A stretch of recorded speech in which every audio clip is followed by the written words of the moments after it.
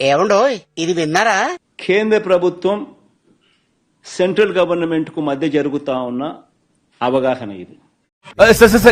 అది కేంద్ర ప్రభుత్వం సెంట్రల్ గవర్నమెంట్ కు మధ్య జరుగుతా ఉన్న అవగాహన ఇది.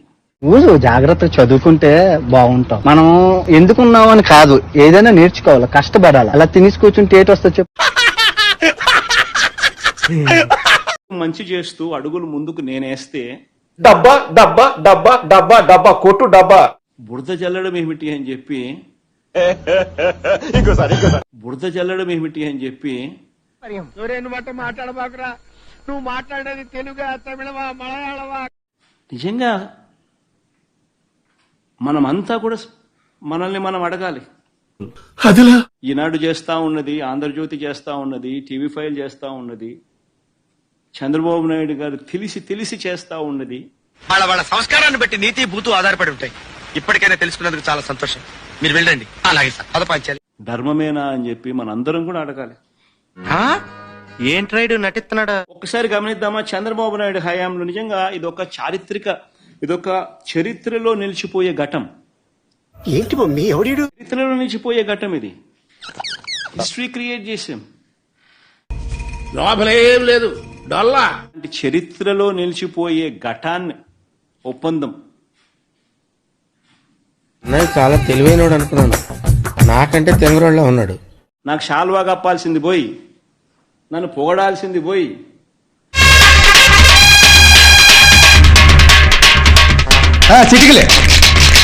ఈ మాటలు.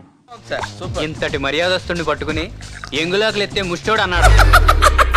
శాల్వా కప్పాల్సింది పోయి, పొగడాల్సింది పోయి, ఇంకా అవార్డు ఏదైనా ఉంటే నాకు ఇవ్వాల్సింది పోయి.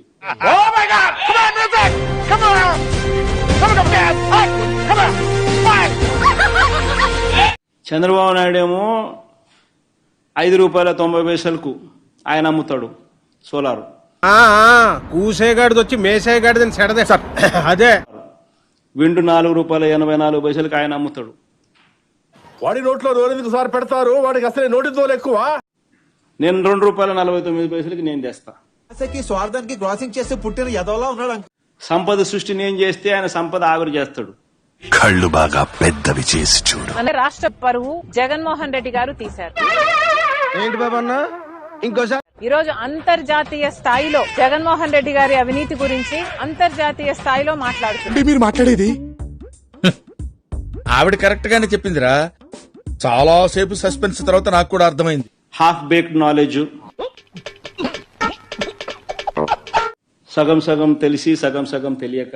అమ్మా నీకు నీ తెలివితేటలకు 101 టంకాయలు. చంద్రబాబు నాయుడును మాత్రమే మోయాలన్న తాపత్రయం. పెద్ద మాట అన్నాడు సరాడు. గురుగారు అప్పుడే నేను నిన్ను కట్ చేయాల్సింది. I did a mistake. Okay. Wildly one should not make allegations. One should understand what is happening. English ఏంట్రా? If there is something that is visible.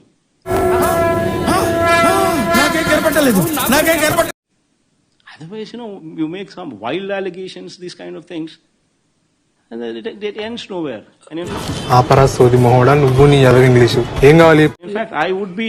in fact, Eenadu and Andhra Jyoti would be a typical case where I would be filing a defamation case.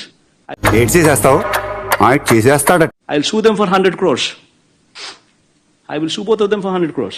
పరువు నోడేస్తే పరువు నష్టం దావా, పరువే లేనోడు పరువు నష్టం దావేస్తే కోర్టులకు తెలియదా?